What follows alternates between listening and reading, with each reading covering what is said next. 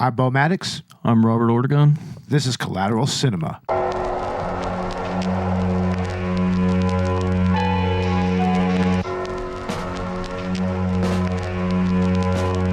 What makes you think you can bullshit your way into my head? Like every other pencil-neck piece of shit.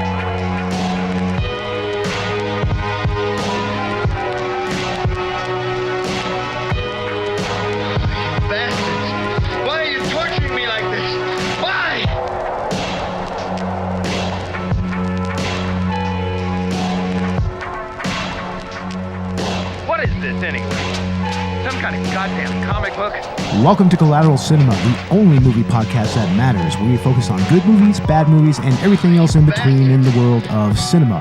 We're podcasting straight from somewhere in South Texas, and yes, my friends, we are a 420-friendly podcast. So smoke 'em if you got it, my friends. Whatever you have, blunts, bowls, dabs, whatever. Right, Robert? Hell yeah. Oh yeah, smoke it if you got it. And you definitely want to get high for this one, y'all. This is an episode that we have just been anticipating for a while now. This is a legendary movie. Legendarily awesome. Legendarily bad. But, oh man, it's memorable. And of course, we are talking about Tommy Wiseau's 2003 alleged drama, The Room. What do you think, Robert? Oh, yeah, I can't wait. Yeah, I just recently showed Robert this movie for the first time, and oh man, that was quite an experience. I mean, unfortunately, it was one of those YouTube videos that was a little sped up, you know, because of the copyright infringement and everything. Yeah. But it was still really, really funny. It's like the umpteenth time that I've seen it, but I mean, it was the first time you've seen it, right? Yeah. Oh man, it was. It's great seeing people's reaction to it the first time. Like honestly, like that's really a treat, you know. I mean, just when you get down to just Tommy Wiseau himself, yeah, you know, I mean, that right, just him right there is just, that's reason enough to watch the movie. I mean, he's practically like a weird vampire / alien humanoid thing. Fabio, whatever. yeah. Like Bizarro Fabio, like Nostalgia Critics said, right? Definitely. Yeah. By the way, we love y'all, Doug. We love y'all, Rob. Straight up. Keep doing what you're doing. Hell yeah. But this movie, I first saw it on the Adult Swim April Fool's prank when they first actually brought it to everyone's attention. I mean, this is pretty much what made this movie what it is, you know? I mean, of course, it was very heavily edited. I mean, they had to box out a lot of stuff, but even so, I mean, it still had impact. I mean, just the music and the sex scenes alone, like that sold it enough. Like even on goddamn Adult Swim. Could not stop laughing the whole time. And I mean, they did that like for 3 years running, I think. Like third or fourth year, that's when they played like maybe the first 20 or 30 minutes of the movie, and then they switched over to a Toonami revival, which is still ongoing to this day. So you should totally watch Toonami, people. By the way, like totally. But, I mean, this movie, to me, it's almost like a stroke of genius, like a backwards genius in a way, right? Yeah. I guess an artist trying to figure out what he's trying to do with the whole thing, really. Yeah, exactly. I mean, and he was going about it in a way that is just, like, nobody has ever really approached making a movie like Tommy Wiseau did and his cast and crew. I mean, these guys, I mean, they were just trying to make the best out of just the worst. Like, and apparently Tommy Wiseau himself, he was kind of oblivious to the type of movie he was actually making. Like, I mean, of course, later on he allegedly played it up as a black comedy, you know, after, you know, people started laughing at it. Bad reviews, you know? maybe. Yeah. But, I mean, in the end, I do believe that he was trying to be kind of sincere with what he was doing. It's your first movie, right? Yeah, he was trying to put sincerity. It's just Tommy Wiseau, man. Oh man! Like, by the way, we were supposed to have a couple of our coworkers here on the podcast, the Chancellor brothers, Ash and Dakota. They're huge fans of this movie. I mean, I might even put a little message from them here near the end or something. I don't know. They would have been perfect for this. They would have been perfect for this. I mean, they're huge fans of it, and like especially Ash. I mean, we're quoting this movie at work all the time, right? Yeah. Like every day, mostly. Yeah, I was planning on asking Ash what other types of movies he's into, because this guy really does need to watch a lot more movies. Like, he hangs out with us, he's going to see some interesting stuff. Like, seriously, if he's going to be in this podcast. Yeah. I mean, just look at this. I mean, look at my goddamn DVD collection over here. You got a big one, so do I. Yeah, and I've got a very eclectic one. So, yeah, these kids are in for a ride. I mean, if y'all are listening, Dakota, like, unfortunately, Dakota had a little incident. I hope that he's all right. Yeah. You know, we do hope that he pulls through, but we do wish him luck, and we hope to have both of them on the podcast here pretty soon. Hopefully so. So, yeah. But anyway, production of this movie, I mean, it's so tied into Tommy Wiseau and Greg Sestero's relationship together mainly, you know? Like, I mean, Sestero in many ways knew exactly what was being made here, much like everybody else in the crew. You know, they knew that this was a mountain of shit, and they were just trying to get through it because they were certain that this was not going to be seen by anyone.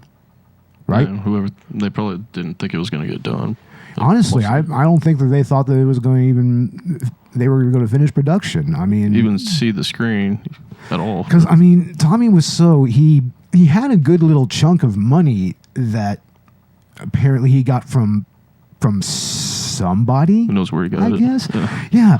I mean, nobody actually knows where he got this money at all.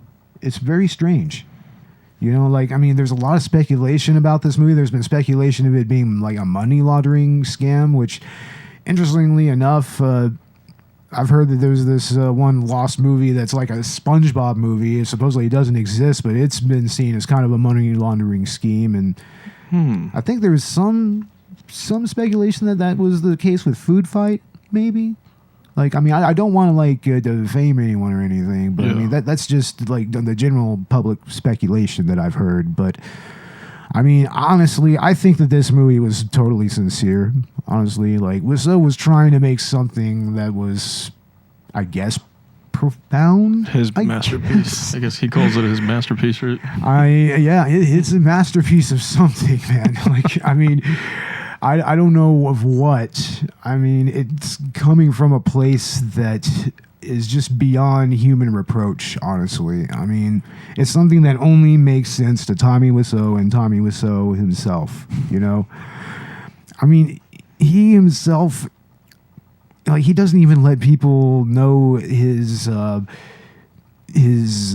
like nationality, or, you know, or where he's from. Like, I mean, apparently he may be from Poland. Like, I mean, people aren't really sure about that. It might fit, but I mean, he's definitely somebody that seems to be kind of on all the time, you know, like basically the way that he's acting in this movie, that's pretty much just Tommy Wiseau. That's him. That's him all the way, right, Robert? Yeah. What do you think about that? Jesus Christ. I've only seen it once, but...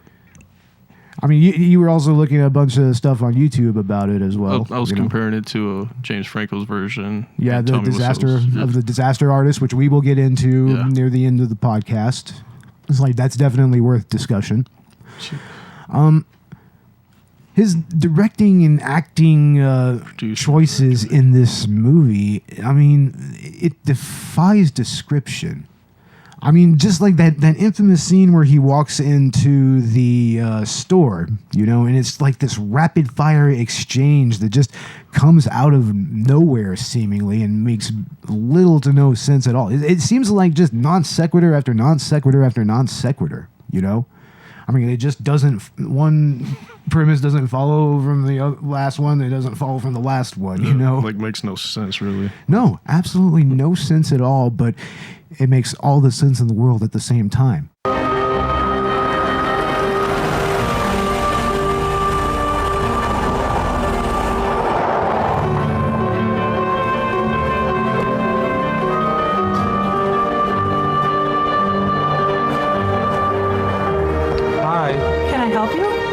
Can I have a dozen red roses, please? Oh, hi, Johnny. I didn't know it was you. Here you go. That's me. How much is it? It'll be $18. Here you go. Keep the change. Hi, doggy. You're my favorite customer. Thanks a lot. Bye. Bye-bye. I mean, that's what's strange about everything that it went into this movie is that it's almost paradoxical. It's nonsensical, but makes sense at the same time. Tommy Wiseau's acting is incredibly emotional and void of any emotion at all. I mean, it just should not be, you know? But it is. It just is. And that's the same thing with Tommy Wiseau. He just is, you know? I mean, especially in the way that he wrote this movie. I mean, I'm not sure if he himself wrote this movie by himself. Do you remember? I don't remember. I don't remember. I think that him and his friend Cestaro. Yeah, I think Cestaro may have had a hand in it. I'm not exactly sure, you know, but I mean, just the dialogue alone, and then the plot holes that come up, man. I mean, you couldn't make stuff like that up. Horrible writing. Yeah. It's like, I mean, that's what's so surreal about the Disaster Artist, like the scenes that they recreated. I mean, it's not completely perfect down to the T as far as the sets are concerned, but it's still a real close approximation of it, as close as you can get, and it's almost creepy in a way. But I mean, even so, I mean, it just shows the weird kind of dynamic that Tommy Wiseau had as a writer, that even other actors managed to translate it that well, you know what I mean? It's like, that's kind of a wonder in its own right. Like, what are your thoughts on that, Robert? I have no idea. You have no idea. That's really an appropriate response to this. I mean, in many ways, I've seen this movie so many times. I still don't know what the deal is with it, man. It still mystifies me to every day. And anytime any of the love scenes come up, the music itself just gets me right there. Like, I just start laughing my ass off. It's so perfect. Jesus Christ. I mean, and just the way that he wrote his characters, you know? I mean, just Mark and Lisa and Johnny themselves, just the main love triangle here. It's like nothing about that makes sense. I mean, Lisa has no reason to be in any type of, duress in her relationship. Yeah, she's a bitch. Yeah, she has no reason to be that way. I mean, it's like, if she doesn't love the man, what the fuck ever. But it's like she makes this huge production of it. Yeah, she's pretty much all about herself. Yeah, but in many ways, Johnny's not necessarily an angel either. He wrote Johnny to be kind of, he meant him to be sympathetic, but he came across as more of a dick many times. Like when he just pulls a goddamn a tape recorder out of essentially hammer space, I guess. He just literally just pulls it out of his goddamn pocket. Oh, he just happens to have it on him. Yeah. He's like, what the fuck? Is this motherfucker Bugs Bunny or something? Is he going to pull a goddamn anvil or just randomly pull the goddamn Roadrunner out? Like, maybe a sword right at his back. The singing sword. Oh man. But seriously, I guess that's in a way an apt description. Like Tommy Wiseau himself has more of a cartoon character type personality in a way. Like he almost seems like he should be someone from like a really crazy anime, right? Like a Elmer Fudd type or an Elmer Fudd type. What's that other one? Dang.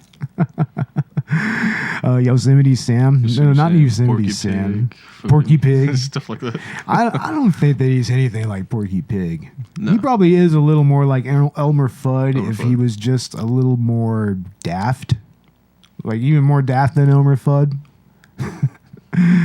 You know what I mean, right? I think I do. Yeah, but I mean other ways that he wrote this movie, like for instance, like just the scenes that the plot holes that just come out of nowhere. They're not really plot holes. Well, no, yeah, they're definitely plot holes. Just I mean, they repeating itself mostly. just come up out of nowhere. They're never addressed again.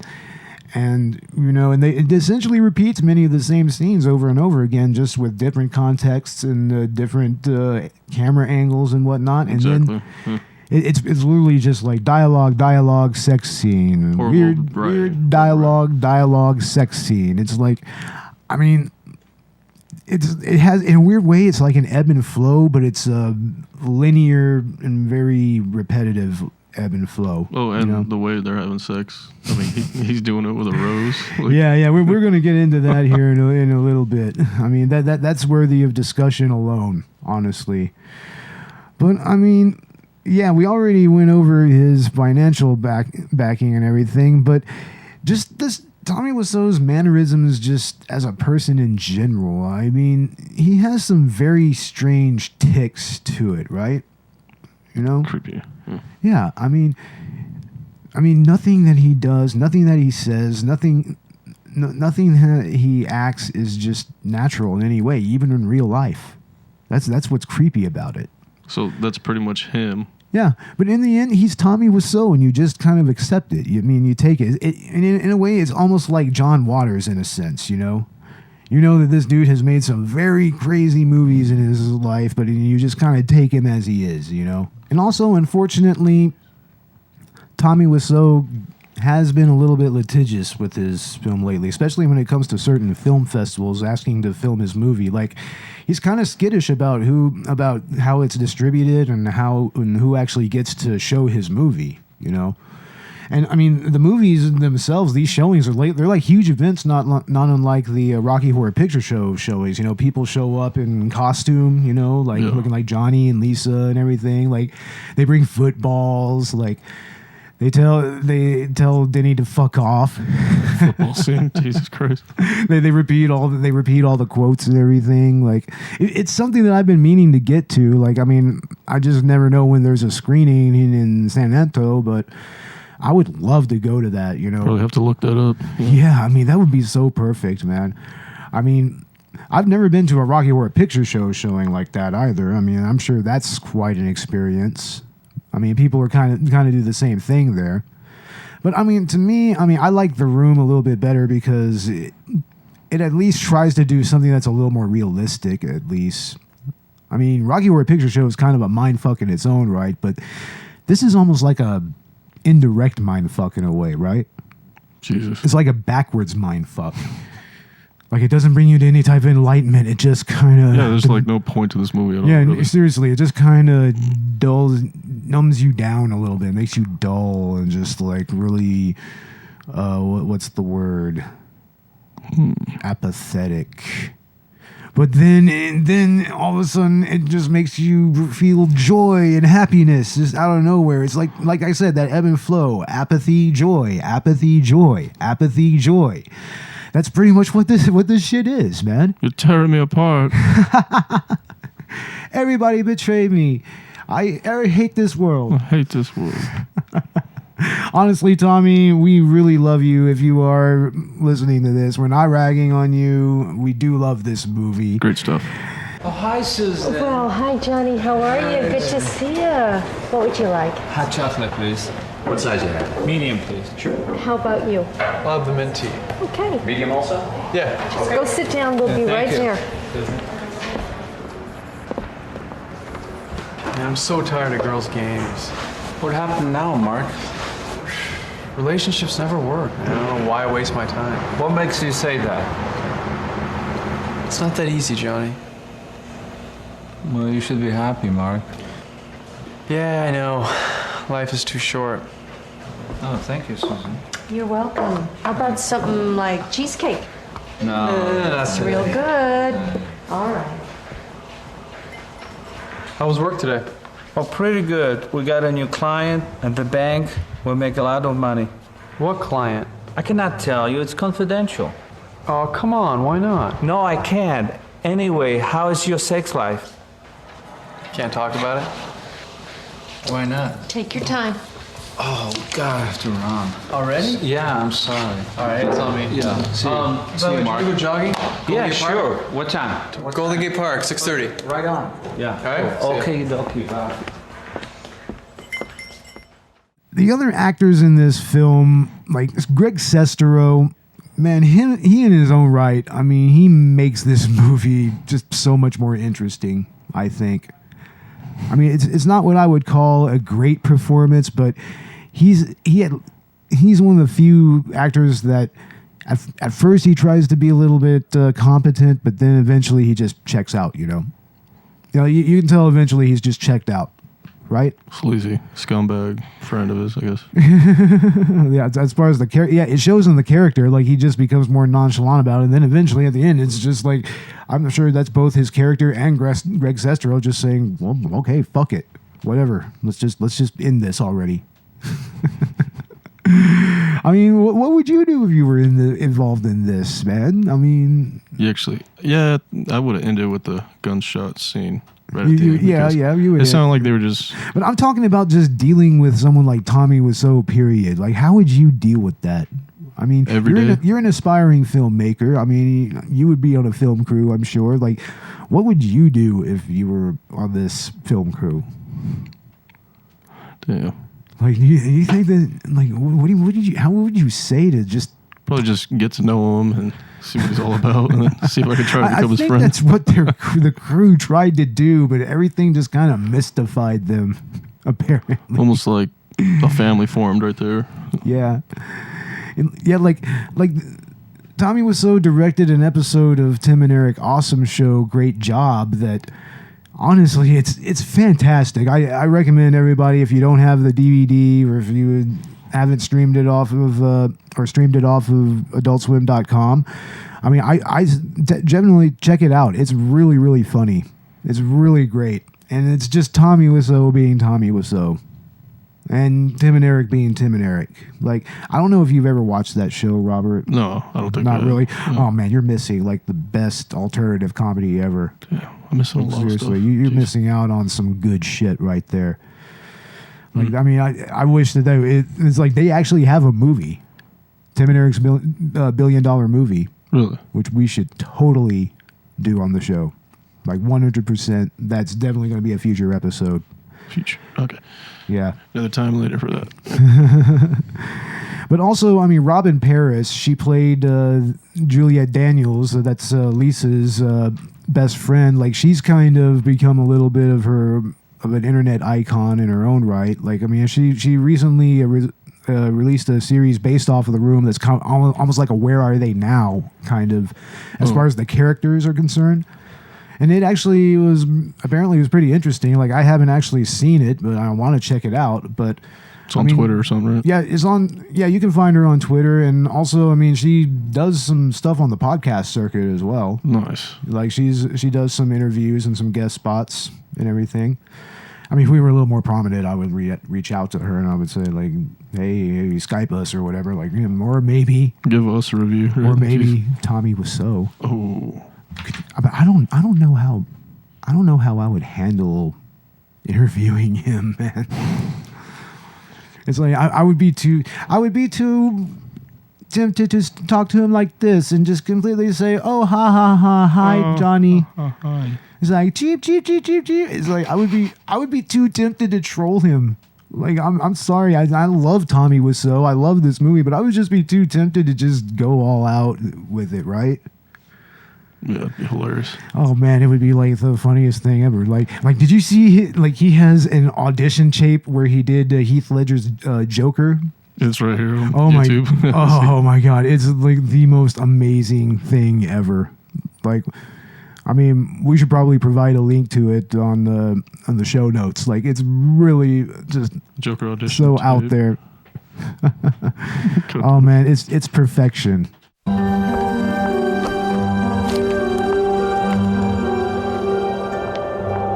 Don't worry. worry. You can trust me. Your secret is safe with me. Hello, Michelle. I hurt you. What secret? It's between us women. Hi, Johnny. Did you get a new dress? Well, I guess I better be going. I'll just talk to you guys later. Excuse me.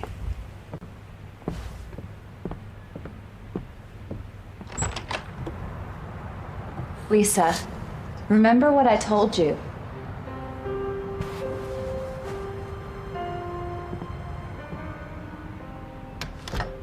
What's she talking about?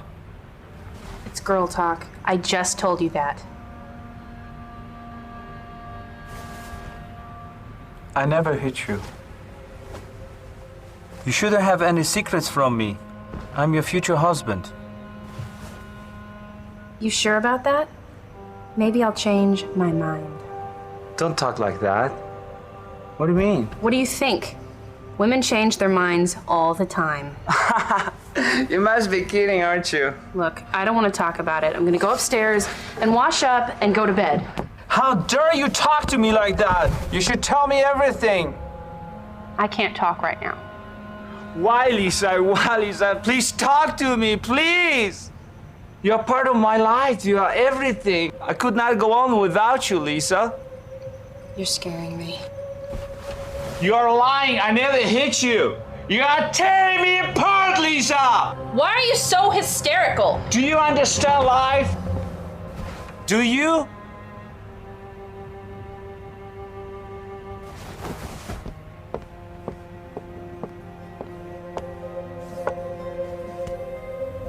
Don't worry about it. Everything will be all right. You drive me crazy. Good night, Johnny. Don't worry about it. I still love you. Good night, Lisa. I bet it was the best way that he could express himself is by making this film. Oh, yeah. I mean, certainly. It was definitely his vision, you know? I mean, whatever that vision is. Yeah. I mean, I don't know what vision is to Tommy Wiseau. I imagine that there's waves of colors and there's interesting little goblins that will run all over the place. And I'm sure that he makes many, many different friends, even though and then he wonders why they all betray him. It's terrible.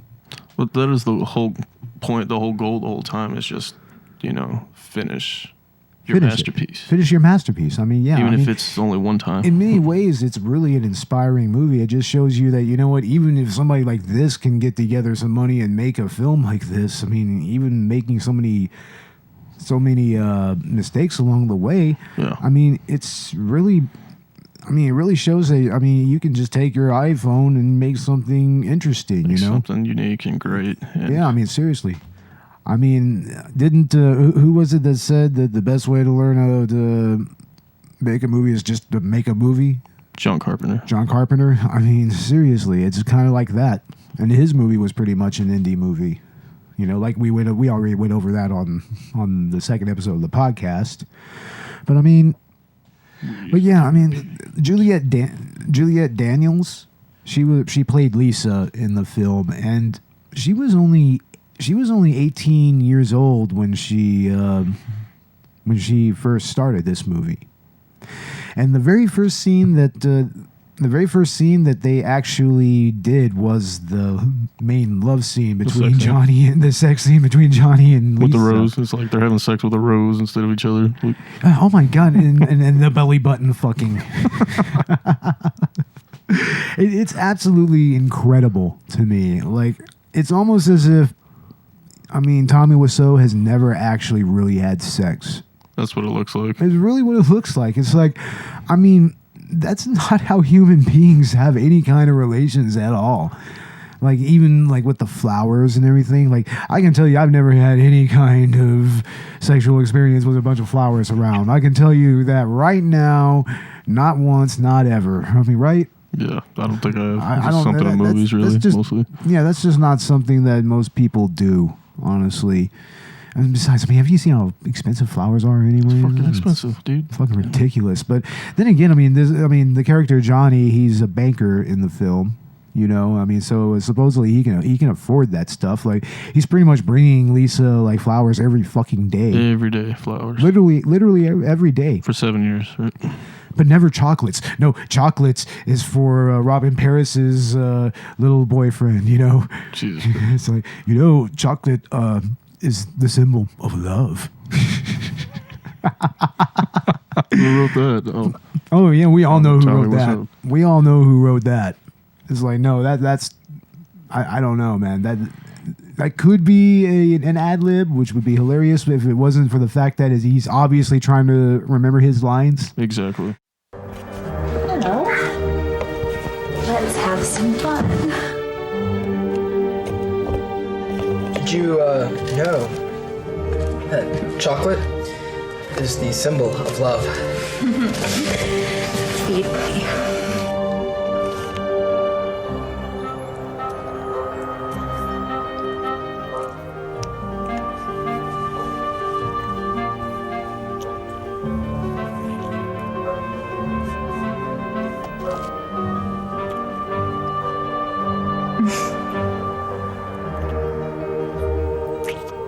Yum. It's delicious.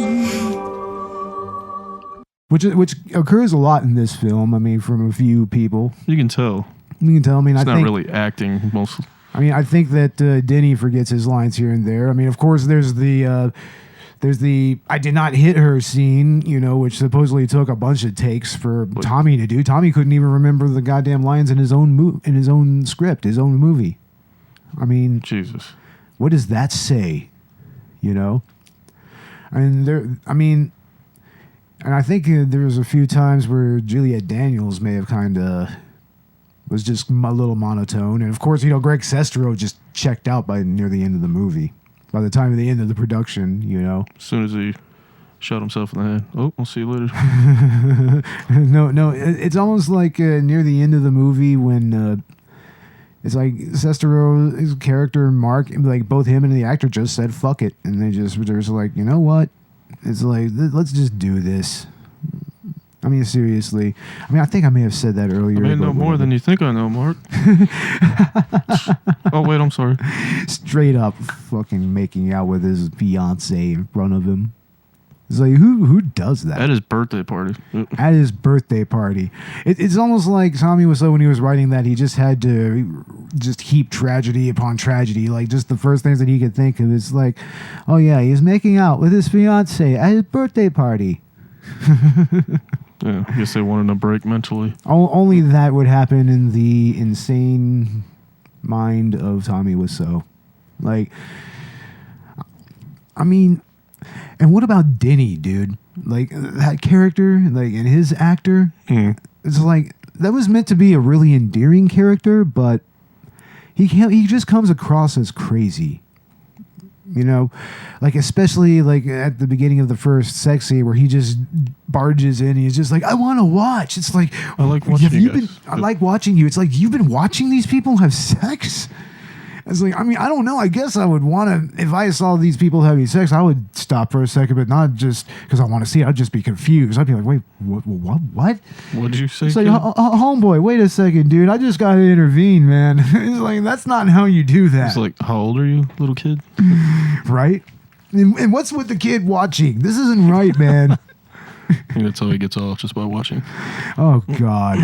It's like, I mean, and Diddy is he just looks like a little creepler. Just the performance, it's such a creepler performance. I mean, the actor is cool, man, and he's been very, apparently he's been a good sport about the whole thing. Pretty much everybody has been, even Tommy Wiseau. But, I mean, his character just really comes across as just maybe even a little bit mentally, you know, disabled a little bit. I guess you would say, yeah. I guess you would say just a little bit. A little bit. You know, I mean, and that would kind of explain why Johnny would adopt him, would be kind of paying all of his bills and everything. Which, of course, does not make sense when his character actually turns out to be selling drugs or being involved in drugs to make extra money. It's like, well, wait a second. Your room and board is taken care of, dude. Yeah. I mean, It's like, I'm sure you have enough money for spending cash. It's like, what are you doing selling drugs? Like, if what? anything, you should just be buying drugs. Buy some weed and smoke it. buy weed, go to school. Buy some weed and go to school. Jeez. It's like, what the fuck are you doing, kid? And of course, that leads to the scene with Chris R. You know, which was this dude that apparently his name is Dan Janjian or something like that, or Janjian. The drug dealer? Yeah, he's a Armenian dude. You know, and he really took this role seriously. He actually read up on method acting, and that's really the approach that he took to it. And honestly, his performance was seriously awesome. Like, I really like that. I really like what he does in that. I mean, he even scared everybody else that was acting in the film at that point. Like, he freaked everybody out with that performance. I mean, it's like, why couldn't that have happened throughout almost all the movie? Why can't everyone do it like this guy? Jeez. It's like, where's the competence, man? I mean, it's not, of course, it's not something I would even blame on the crew or anything. They tried to make some sense out of it. Yeah. You know, I think at one point he had a few people in the actual production crew kind of up and walk out on him. It's like, what the hell is this? What am I reading here? Like, come on. Yeah. I mean, seriously. And of course, I mean, there's Claudette, you know, the mother, Lisa's mother. I mean, the actress that played her, she actually suffered a heat stroke on set. You know, like they had to stop filming and get her to the hospital and everything. And in The Disaster Artist, they kind of portrayed Tommy Wiseau as not really caring about it, but in real life, he actually stopped it and he was just like, "Oh no, we need to get her to the hospital." Mm-hmm. Like, I mean, that's something we'll get into. Like, The Disaster Artist does take some artistic liberties with the story a little bit, but anywho, I mean, just the plot holes themselves. I mean, first off, you know, there's Claudette's breast cancer. Like, that is literally brought up in, like, almost in passing. It seems like a pretty major bit of information, and it's just swallowed up in the abyss of this movie, you know? It's like they forget about she's got cancer. Yeah, and of course, the other things become inconsequential, like, for instance, you know, Johnny's bank job. I mean, that eventually just, after he loses the promotion, I mean, it's never brought up again.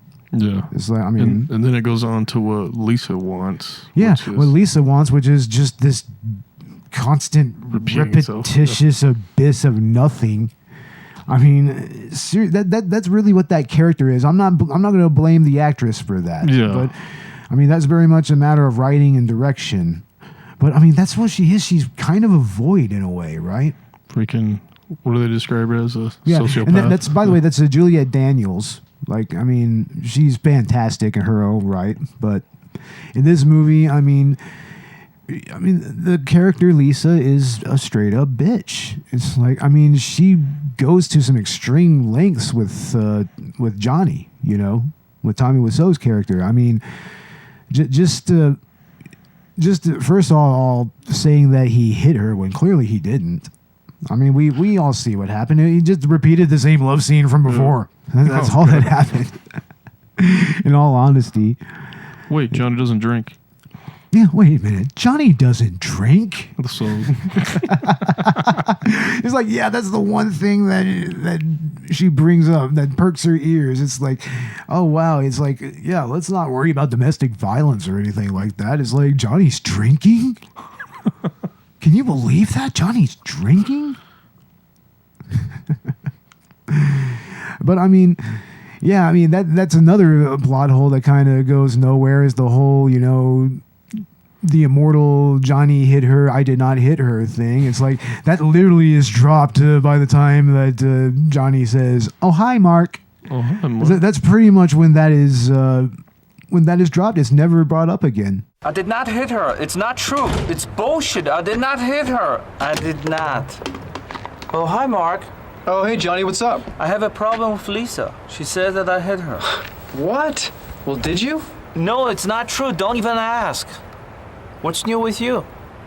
Well, I'm just sitting up here thinking, you know. I got a question for you. Yeah. You think girls like to cheat like guys do? What makes you say that? I don't know. I'm just thinking. I don't have to worry about that because Lisa's loyal to me. Yeah, man, you never know. And of course, you know, the aforementioned scene with Chris R., the drug dealer. It's like they pretty much just cart him away, and minutes later, Johnny and Mark are back. And it's the same rooftop scene. It's the same rooftop, yeah. And that's never brought up again. The whole drug use thing, I mean, nobody ever brings that up. Even as pissed off as Claudette is about the whole thing, you know, which is inexplicable in its own right. It's like, it didn't even say, like, you're not my fucking mother. It's like, yeah, lady, you're not his mother. Yeah, let this kid go. It's like, what are you doing accosting him? It's like, and then you grab him, that's assault. It's like, you can go to jail for that. It's like, take him away with Chris R. Take her away with Chris R., right? Straight up, man. Oh, my God. What about the football scene? Oh, the football scene? I mean, first of all, it's like one character that we left out was Peter, the psychologist. It's like he factors into a lot of those scenes where they're playing football, and there's also scenes where he tries to psychoanalyze his friends and try to help them that eventually is completely dropped because the actor had to leave the production, so he never comes back again, and that whole line of writing pretty much goes to shit. And you know? the tuxedos. And the tuxedos is like, that's inexplicable in its own right. Tossing, and they don't even toss the football correctly, right? No, it's like underhanded or. There's like no spirals at all. It's all underhanded. It's like, what are you guys doing? We're playing catch. We're playing catch. Ha ha ha ha. And of course, this is where we first see the immortal cheap shit. Oh my God, that is something that I just love doing to people. Like, you are just a chicken. Cheap. So that's really him, right? It's like, yeah, we're going to be doing that for like the next 3 or 4 months at work now. It's like, you just know it, man. We're just going to be doing that for ages. I mean, isn't that right? I mean, haven't you been kind of bringing up these quotes like at work and everything? Yeah. I can't stop bringing them up. It's incredibly quotable, man. I mean, fan base just for these quotes. Crazy. I mean, just, you're tearing me apart, Lisa. That in its own right. I mean, it's so shittily delivered, but it's taken on a life of its own. That's James Dean for that. Oh. Yeah, it's that James Dean line, but it's just Tommy was so makes it transcend James Dean a little bit. And it's perfect, actually. It's perfectly awful, though. That's what's amazing about it. It's perfectly awful. I mean, I don't know any clearer way to put it there. Right? I mean, how would you describe it? That's the way they describe it. Like, what, the top 8 worst, best films ever? Oh, man. Like, up there with, like, Troll 2 and, like, what else? Silent Night, Deadly Night 2, Garbage Day. Yeah, we were watching a clip that had The Room on it. It had a bunch of these movies, and it did have Garbage Day. It's like, that's a fantastically bad movie, but it still can't stand up to you're tearing me apart, Lisa. Tearing me apart. Or, of course, like the just the random, oh, I can't tell you that. That's confidential. So how's your sex life? How's your sex life? It's like, first of all, what business is it of yours? Second of all, why make it so non sequitur? It's funny as Why hell. are you even going to bring it up after talking about bank shit? Right? So forget about all your problems. Forget about all that. Let's just talk about this guy's sex life. Just drop it. And of course, Mark does go into it. He doesn't say anything like, dude, what the fuck, right? I would be like, what? You want to know how I'm fucking? Like, it's like, what? You're gonna ask me, what I do when I go in the bathroom and jack off? And something? You want It's to know like, how many times I wipe my ass or something? Jeez. Yeah, seriously, dude, what the fuck? It's like, I mean, I don't think that I'm ever that close with any of my friends, dude. No, like, Robert, I've never asked you anything that personal. Like, cause quite frankly, homie, I don't care as long as it's not illegal or any fucked up or anything. Yeah. Do whatever. I don't care what you do, right? Yeah, right. Seriously, but I mean, the other quotes in this movie, even just from Mark, whenever he's about to have sex with Lisa, he just always questions it. It's like, dude, are you that dense? It's like, why are you doing this, Lisa? She need to draw you a picture. Jeez.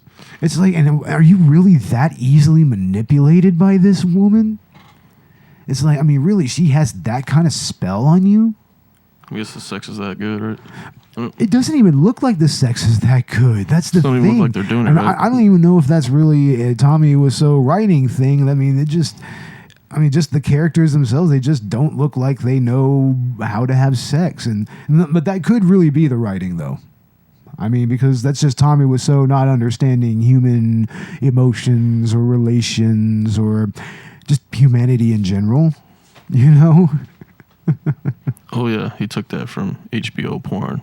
Showtime. Oh man, yeah, that's one of my pet theories about this movie. That's what I think. Ultimately, is that it's a complete stealth parody of Skinamax style softcore porn films. There I you go. mean, that's something that so many of us grew up with. I mean, I'm going to tell you right now, that was one of my first, exposures to anything sexual Porn. nature back in the day. It was, this was before the internet really took off. You had to go on Sneak Showtime or HBO or Cinemax After Dark.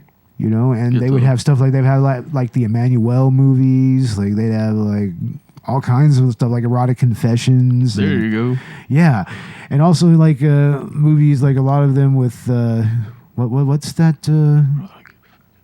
I don't remember her name, but I mean, there were a lot of those types of movies that came out in the late '80s and early '90s. A lot of them were, especially after like Basic Instinct came out, and like a lot of them had like a lot of murder involved in it.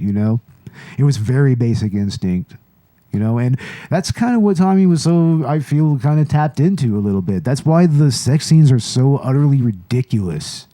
So ridiculous, man. It's like, I mean, because in the end, when you really think about it, Skinamax softcore porn is inherently ridiculous. I mean, they're trying to get away with not showing actual sex while trying to be as sexy as possible. And it's absurd in its own right, really. All you when see really is think the about it. breast, really. That's all you see. But Yeah, pretty much. It's like there's not like there's straight full frontal. I mean, some of them has that, but usually, I mean, it's literally just titty films, pretty much. film. And it kind of comes across like that in the room all the way time. the old Playboy movies used to be, right? Like I never remember watched any of the Planet- old Pamela Playboy. Anderson. Like shower scenes, Pamela Anderson. No, I never watched any of the old Anna Nicole Smith, stuff like that. Yeah, I've never watched the old Playboy movies. Casa de honestly. Erotica, right? But I'm sure that that's probably also some kind of influence on this movie, knowing Wiseau, that motherfucker. Once again, Tommy, we love you, man. We love you, Tommy. Don't sue us. Please don't sue Please us. don't sue us. Please don't sue us. Oh, yeah, we know he's kind of, like I said, litigious. So tread carefully, folks. Sometimes she's mean to me, but sometimes when I'm around her, I feel like I want to kiss her and tell her that I love her. I don't know. I'm just confused. Danny, don't worry about that. Lisa loves you too, as a person, as a human being, as a friend. People don't have to say it. They can feel it. What do you mean? You can love someone deep inside your heart, and there is nothing wrong with it. If a lot of people love each other, the world would be a better place to live. The sex scenes are legendary in their own right, and they are worthy of discussion because you can pretty much write an entire dissertation on everything that is not just wrong with this movie, just wrong with those sex scenes, man. Like we were talking about the Cinemax influence that's obviously there, but I mean, there's just certain things that makes it transcend that and just become absolute, almost satire in a way. It's almost satirical, right? Because all the mannerisms that you see in those Cinemax films, it perfectly comes together in those scenes. Which incidentally, Tommy Wiseau did repeat one of the original sex scene, the initial one from the beginning of the movie. The second time they have sex. It comes up again the second time that Johnny and Lisa have sex. Like, There was some rumor that it was because Julliette Daniels just would not get back into bed with Tommy Wiseau because Tommy Wiseau. Creepy. I don't think I would want him fucking humping on me either, dude. For the second time, right? Oh, yeah, but no second time there. It's like, I mean, and it's kind of why if you see the sex scenes with Greg Sestero, they're not nearly as graphic, honestly, I don't think. As graphic as they get in this film, you know? It's almost like she likes kissing him more. Yeah, there's like one scene where they're pretty much just on the stairs, and yeah, it does seem to be erotic, but it's not really showing anything. Nothing. There's a little more that's shown in the next time that Lisa and Mark are together, but it's like in the end, it's just like it's the music that makes these scenes perfect. I mean, they were initially going to use Bon Jovi songs for this. That's what Tommy Wiseau initially wanted to use. Wanted Dead or Alive. Oh my God, could you imagine the first sex scene to that song? Could you imagine Wanted Dead or Alive? While Tommy Wiseau is belly humping that chick. Playing tummy sticks. Oh my God, man. No fucking way. It's like that would just be too much, dude. And that would have, I think that would have made it beyond legendary. It would have just made it like godlike. That would have been godlike right there, right? It would have been perfect. That would have been God level perfection right there. But the songs that we get are just these cheesy approximations of like 90s R&B slow jam type music. So like early we all 2000, yeah. like most of us remember the commercials on television where they had a CD collection of slow jams. Like it had all this stuff like all these slow jams from like Keith Sweat and that All My Life song, all for one and Boys to Men and shit. There you go, Boys. It's like, yeah, Boys to Men. It's like, but I mean, there's a couple of, most of these songs mostly sound like TLC slow jams, don't they? Kind of sort of like they're trying to do TLC or like Tony Braxton or something like that. That it seems like that's kind of what they're going for. Like that you are my rose, you are my rose. That song. It's like that every time I hear that and every time those scenes come on, I just immediately double down with laughter, man. It's hard to take them seriously, right? Oh, it is. The first time I saw it. It's incredibly difficult to take this shit seriously. Like, I mean, even like the scenes with Greg Sestero, I mean, the music just takes it to another level that honestly could only make sense when you're Tommy Wiseau. Like, seriously, that's just how Tommy Wiseau views the world, and that's how he views sex, apparently. Like, it's almost telling. It's almost kind of telling in a way, right? I mean, essentially, this movie was kind of autobiographical, because, I mean, apparently Tommy Wiseau did have a relationship that fell apart, and apparently his fiancée cheated on him. But, I mean, hopefully the sex scenes aren't autobiographical because I could not imagine being a woman and having to have to deal with that. That's what she said. I had to deal with you. Yeah, I had to years. deal with you for 7 years. It's like, yeah, exactly. That was her words. She dealt with him. And I have a feeling that being with Tommy Wiseau would be pretty much dealing with him. Dealing with him on a daily basis. He's basically a problem. Just a problem. Like, once again, Tommy Wiseau, we love you, but I could just imagine dating Tommy Wiseau would be a nightmare, right? And this movie pretty much lays it out there, right? Yeah. I don't know, man. What about the roses in the first sex scene, man? Like, I mean, he just brings it out and just starts kind of waving them and putting them in her face or something like that, or putting them on her body or something like that. Everything. What's great is that Tim and Eric Awesome Show, they did a parody of that kind of. Like, they did this scene where like this dude goes out and his wife is cheating on him at home, and it has this really cheesy fucking music and everything, and Like, it absolutely does not look like sex at all. It just looks weird and animalistic. It's perfection, man. Like, I need to show you it's sexual romance. If you ever go on YouTube, look up Tim and Eric's sexual romance, and it is perfection, man. And if you love The Room, it just completely captures that feeling, as well as the Tommy Wiseau episode, which is awesome in its own right. Like, it's so fucking awesome. Lisa's your future wife. Danny, don't worry about it. You are part of our family, and we love you very much, and we'll help you anytime. And Lisa loves you too.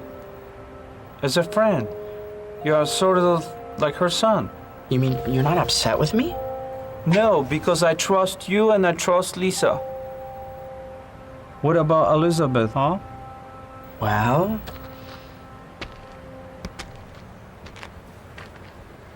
I love her. Mm-hmm. When I graduate from college, get a good job, I want to marry her and have kids with her. That's the idea. You're right. Thanks for paying my tuition. You're very welcome, Danny. And keep in mind, if you have any problems, talk to me and I will help you. Awesome. Thanks, Johnny. Let's go eat, huh? Come on, let's go. Let's go. Right on, John. I'm starving. It's work. James Franco and Dave Franco were such fans of this movie that they decided that they were going to make a movie about the making of this movie. And that, of course, we're talking about The Disaster Artist, which came out last year to much acclaim, and unfortunately it didn't really pick up a whole lot, and it may have to do with some of the trouble that James Franco might be in with the Me Too movement, but that's a discussion for another day. But this movie... it was a pretty close approximation of not only what the film is like, but also apparently what the production was like. I mean, in many ways, like Tommy Wiseau and Sestero and most all the production crew, they did give this movie their blessing, you know? And it's played by a lot of modern comedic royalty. Like the three cast members of the How Did This Get Made podcast, Paul Scheer, June Diane Raphael, and Jason Mantzoukas, they're in this movie. Like, I don't know if you've ever heard of that podcast. No. But I that's a little plug for them. I highly recommend you check out their podcast. It's hilarious. They talk about bad movies. They do it live most of the time, which hopefully we'll do soon. Live shows. That'd be great. Yeah, live podcasts, right? Wouldn't that be awesome? Video live, too. Yeah, live, but live on stage, dude. Oh. Yeah, that's what they do. They do this shit live on stage in front of an audience. That's like Trailer Park Boys stuff. Yeah, wouldn't that be awesome? That's cool. Yeah. Yeah, ladies and gentlemen, hopefully if you give us enough of a following, maybe we can do that. But yeah, they're in this movie. Seth Rogen, he played the main assistant director, I believe. I don't remember his name, but he's in this film. Of course, the Franco brothers, who is perfect. Both of them. Who played Julliette Daniels, a.k.a. Lisa, in this film? Who was that? That's another prominent comedian. I have no idea. No idea. Yeah, look that up real quick. Once again, the superlative research skills of Collateral cinema at work here, ladies and gentlemen. We always have to bring that up. It's like we are silly stoners. You know how it is. 420 friendly podcast and all. But I mean, this movie... it was originally based off of Greg Sestero's book, which really told the full-on uncut story, or at least Sestero's version of the story of how this film was made. And like it, Ari Grainer, yeah, that's the lady that played Julliette Daniels Also in The Disaster Artist, and she did a superlative job. Yeah. Honestly, like playing both the actress and Lisa in the remake scenes, which there is a video on YouTube which shows them side by side practically, and they are perfect. It's really spot on, man. It's like it almost makes you wish that they would have just went ahead and remade just did a full version of The Room with James Franco and Ari Grainer and everybody. It's exactly and just, the same. That's exactly the same, and release that. That would be such perfection. It would be a perfect homage to this film, which I mean, just the movie alone is a great homage to it, you know, Disaster Artist. I mean, it's really, really cool that the Franco brothers decided to do that, and they really got close to Tommy Wiseau and Greg Sestero. Zac Efron's in Disaster Yeah, Artist. Zac Efron is in I it. didn't know Yeah. that. Doesn't he play, he plays Denny, right? He plays the guy that played Denny. Yeah, that's him. Yeah, that's awesome. Zac Efron he recently directed a movie that, I don't know, it wasn't that good. Going in Style. I don't think it was that great, but he's definitely a funny actor. I mean, he's from, Hilarious. what is he from? He was from Scrubs, right? Originally, right? No, that's Zach Braff. Zach Braff. That's somebody else. In fact, I think the movie that I mentioned is Zach Zac Braff. Efron? I'm sorry, Zac Efron. My bad, dude. He's My like bad. High School Musical, dude. Yeah, High School Musical. It's like, well, that's good to see him getting some work like this. You know, it's always good to see some former Disney people, you know, make steps into more adult roles. You know, Yeah. like that movie last night we saw with Selena Gomez and Ethan Hawke. Jesus Christ, bad acting. Oh, that was on her terrible. part. That was terrible, man. I don't know what the fuck that was. We're talking about The Getaway. The Getaway, yeah. That was basically car porn, and even the ending of the movie was Car pretty porn. much just Did you notice car how I got porn. off on it? Yeah, I was like, yeah. damn. It's like, yeah, this guy is a total car nut sitting across from me, and yeah, he was just getting off on this movie 100%. But the acting in that film was just, you know. No. But like I said, it's good to see Zac Efron in this film, you know, and James Franco's performance of Tommy Wiseau. Oh my God, man! It's like he just channeled him perfectly. Even got some prosthetics made to kind of approximate Wiseau's look. You know, that weird sullen face. He looked just like him. Yeah. He really did. You know, and I mean, Greg and Dave Franco as Sestero. I mean, it was kind of weird because, you know, Dave Franco is not nearly as tall as Greg Sestero. He's not even nearly the same frame as Sestero, right? No. There's just no way, but somehow he pulls it off. I don't know how he did it, but he pulled it off, you know? Now, I still haven't seen The Disaster Artist. Neither have I. Neither have I. Like, we really do need to see it. Like, I did go ahead and I went on tvtropes.org, which, yeah, of course, that's our bread and butter right there. We should be researching on that all the time, Robert. All right. Sorry, I have to put my foot down, ladies and gentlemen. Sometimes I have to put my foot down, keep them in line, right? Yeah, gotta do that. Do our homework way more. But I think that The Disaster Artist is something that will warrant its own episode of the podcast pretty soon, honestly, because, I mean, it was nominated for a Golden Globe. I mean, I don't remember if it was nominated for any Academy Awards. Like, there was a huge push for it, but once again, the whole trouble that Franco was in kind of scuttled that. But wouldn't it have been amazing if Tommy Wiseau would have been at the Academy Awards? Jesus Christ. What do you think would have happened?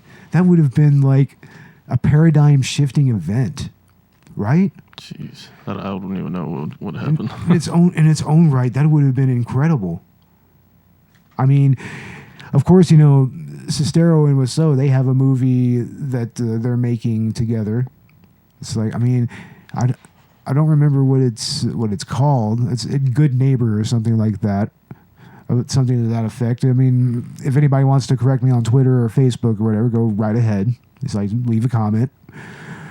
But it's actually pretty highly anticipated because it's Greg Sestero and Tommy Wiseau working together in a movie, and they're acting together.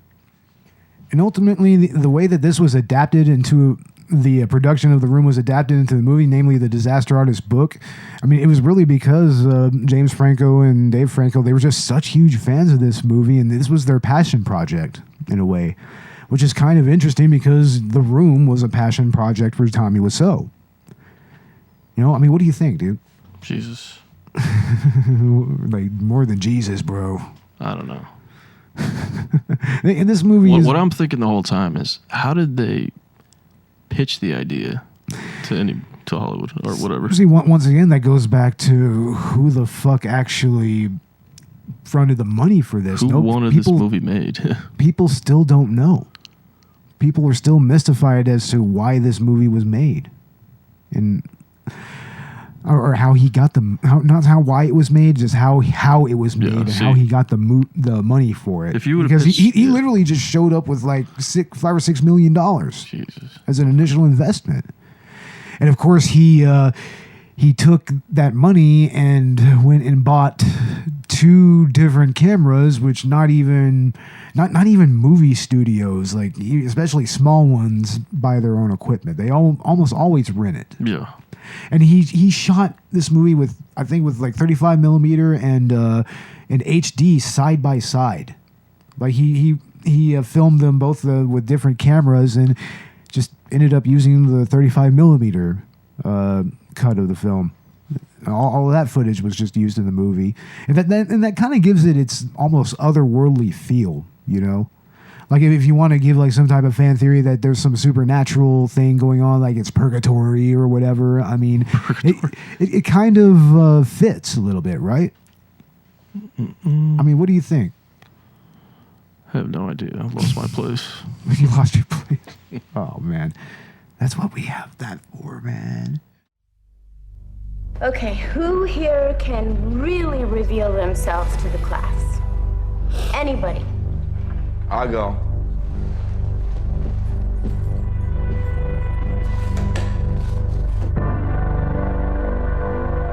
Don't talk about me, not to class, not to anybody. Yeah, no, of course. Show up on time, try not to fall asleep, everybody. Am I hearing an accent? Oh, no, what we're doing. How old are you? I want Greg age. You're 19? Yeah. I just turned 14. Wow, happy birthday.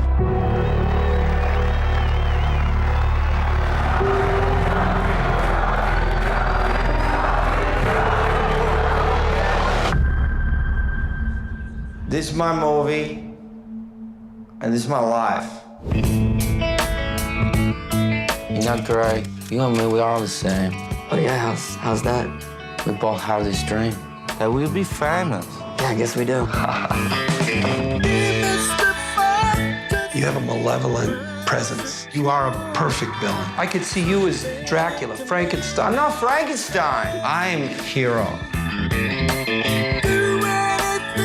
I give them job, I give them salary. How do you spend $5 million on this movie, Greg? Are you kidding me? $5 million? And they are not grateful. Nobody respects my vision. Where were you born, Tommy? Greg, that's not part of the scene. Now, you want an easier question? Where does the money come from, huh? Stop, this is on camera. I know it's on camera, just like you want it. I do this whole movie for you, Greg.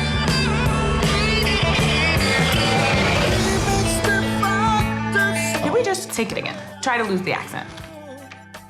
The rules to the club are simple. And the question before we start.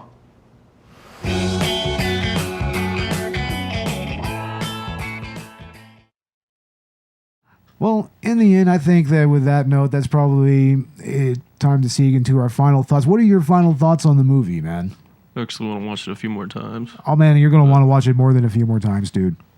Like seriously, I've watched it several times since it was first shown on Adult Swim.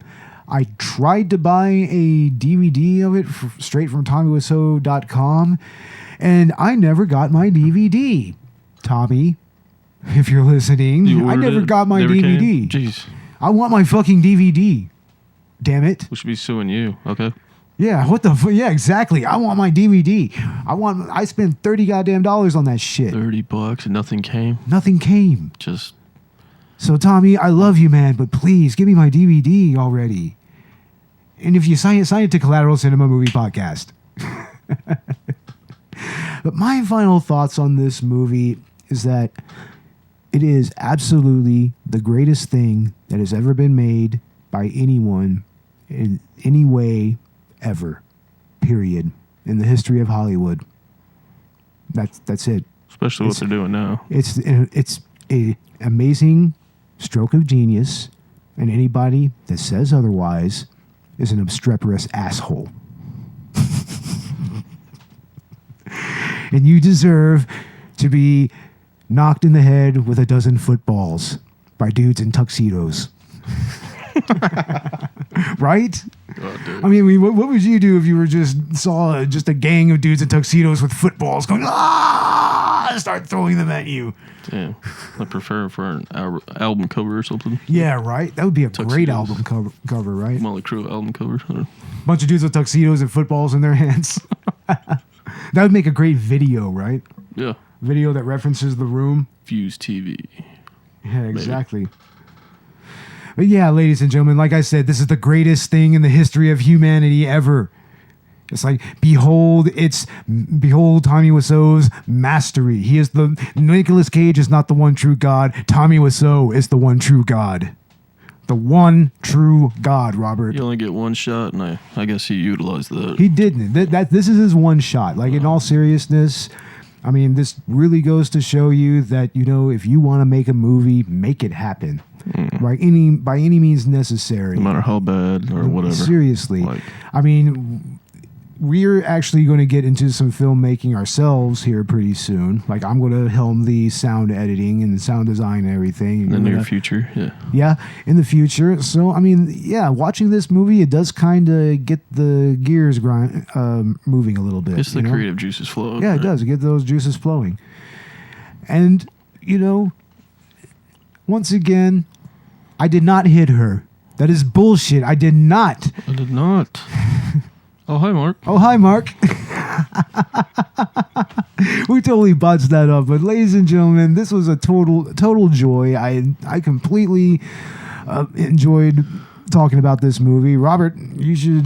Oh, I've only seen it one. I'm not as enthused as you are. I need to see it more, I guess. Oh, how can you not be enthused just by seeing it once? It's the most amazing thing ever, man. All right. I guess that sums it up right there. So, what's going to be on the next episode of the podcast, Robert? You're choosing the next episode, right? It's going to be Death Proof. Death Proof by Quentin Tarantino. I actually saw that movie in the theaters with the full Grindhouse experience, trailers and everything, like intros and everything. It was very unique. It was very different, and I'm really, really glad that I saw it like that. So, and Death Proof was the stronger movie of the two. Planet Terror is cool in its own right, for a Robert Rodriguez film. He's pretty cool. But Quentin Tarantino's movie is just very transcendental, very action-packed, and honestly, I can't wait to dive into it, man. I honestly can't wait. Kurt Russell, Rosario Dawson's in it. Yeah, right? Yeah, she's in that film. It's like Zoe Bell. Those two stunt girls. Right? Oh yeah, man, that's an amazing movie. But we're going to get into that in the next episode. Ladies and gentlemen, thank you for joining us. We had a lot of fun doing this episode. You can find us on Twitter. You can find us on Facebook. You can find us on Google Play, Stitcher, iTunes, I think, YouTube, and we're also on WordPress and Tumblr. Oh, and Stitcher, if I didn't... No, you didn't say that. I didn't say Stitcher. Okay, right on. And please, by all means, leave us a comment on our Podbean. Leave us a comment on our Facebook. It's like, tell us if you know any better about this movie. And tell us if we're acting like a bunch of fucking idiots or whatever. Yeah. But anyway, ladies and gentlemen, thank you. Collateral Cinema out. Bye, guys. Laters.